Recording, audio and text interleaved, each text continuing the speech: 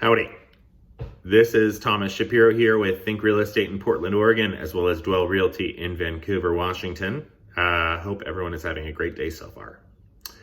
This week we have another Ask Me Anything, and it comes from Jen Leon with Umpqua Bank. Thank you, Jen. Jen asks, how do I get ahead of the pack in a multiple offer situation without having to throw tons of cash at the price to get in the door? So great question. I have a few suggestions on how we can work around something like that. So the first of which is making concessions on your inspection contingency. So inspection contingency basically says you have 10 business days to come to mutual agreement with the seller. If the seller refuses to meet you in the middle, or you refuse to meet the seller in the middle, or whatever, can't come to a mutual agreement on repairs, then you are allowed to walk and take all of your earnest money with you.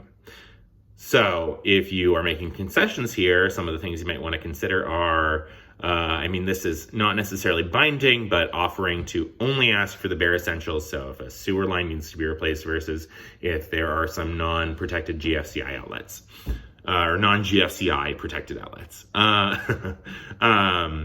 So that's one option. You could offer a amended period. So maybe it's 5 business days instead of 10 business days. So you just have less time to figure it out, meaning that you're more serious maybe, or the seller might see it that way. And the last one, which I would only really recommend, I guess, if you are a really savvy buyer. Like if you have someone in the family who's a home inspector, or maybe you have someone in the family who's a contractor, or maybe you're one of those things.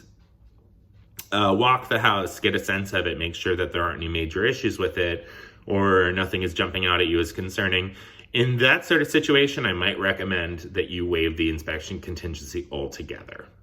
That being said, I would almost always recommend that you have some cash on hand in the off chance that something bad does come up with the property after you buy it, so that you're able to make those repairs if need be.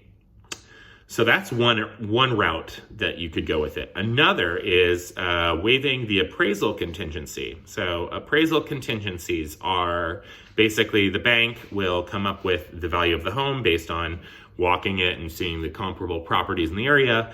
And if they determine that the value of the home is less than the sale price, then they will not loan up to that sale price. So by waiving your appraisal contingency, you are saying if the appraisal comes in low, I will pay the difference. So again, you're going to want to have some cash on hand, or be really, really confident that your sale price is going to appraise well. So working with a lender who has the knowledge to be able to determine at least that, they feel confident that the sale price is safe. So that's option 2. And then option 3, I think everyone is kind of in the loop at this point on writing nice letters to the seller.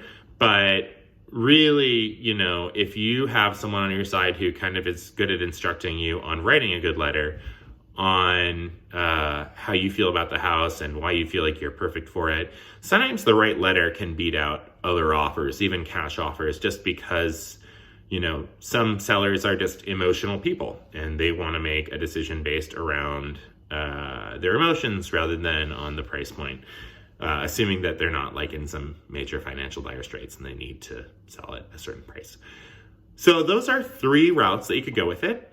Hope everyone got something good out of this. If you have any questions, please feel free to reach out to me. My phone number is 646-201-0907, or you can email me at thomas@pieceofpdx. And if you know of anyone looking to buy or sell, or maybe you're looking to buy or sell, please feel free to reach out to me. I'd love to hear from you. All right, talk to you soon. Bye-bye.